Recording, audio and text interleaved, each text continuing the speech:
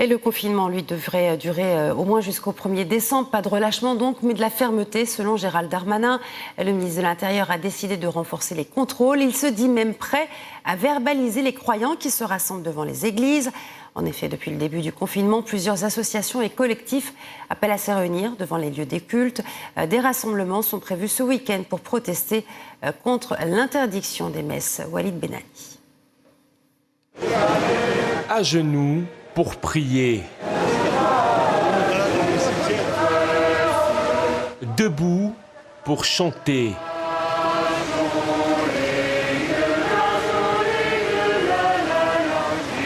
Une centaine de manifestants se sont réunis vendredi devant l'un des lieux de culte les plus emblématiques de la capitale, l'église Saint-Sulpice, avec une seule invocation. Un certain nombre de personnes ont considéré qu'il fallait dire au pouvoir public notre détermination à récupérer notre droit et notre liberté essentielle à assister au culte catholique en l'espèce, le dimanche et d'ailleurs les autres jours de la semaine aussi, et notre droit d'assister à la messe tout simplement.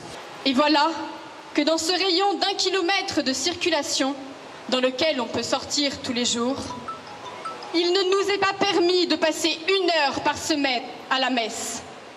La laisse a beau faire 1000 mètres, elle a l'humilité de se retirer devant Dieu. La France, à l'heure du confinement, jusqu'au 1er décembre au moins, l'organisation de célébrations dans les lieux de culte est donc prohibée sur le territoire. Des mesures prises par le gouvernement et confirmées vendredi par le Conseil d'État. Ce dernier dit avoir reçu 21 requêtes d'associations et membres du clergé catholique demandant la suspension des restrictions. Demande rejetée. Il est nécessaire de prévenir que cet État glisse vers des considérations tyranniques. Il faut que les ministres cessent aussi d'étaler sur la place publique leur incompétence, leur méconnaissance de la spécificité du culte catholique. On a des pots de trucs hydroalcooliques aux entrées et puis surtout l'histoire de notre pays fait que nous avons de grandes églises et donc il n'y a pas de problème pour effectuer les distances demandées. Une limite de 30 personnes pour les enterrements et de 6 pour les mariages. Mais une fois exercées à titre individuel, les messes et grandes cérémonies restent donc interdites. Ce qui n'a pas empêché la semaine dernière Nantais et Versaillais de se réunir devant des églises.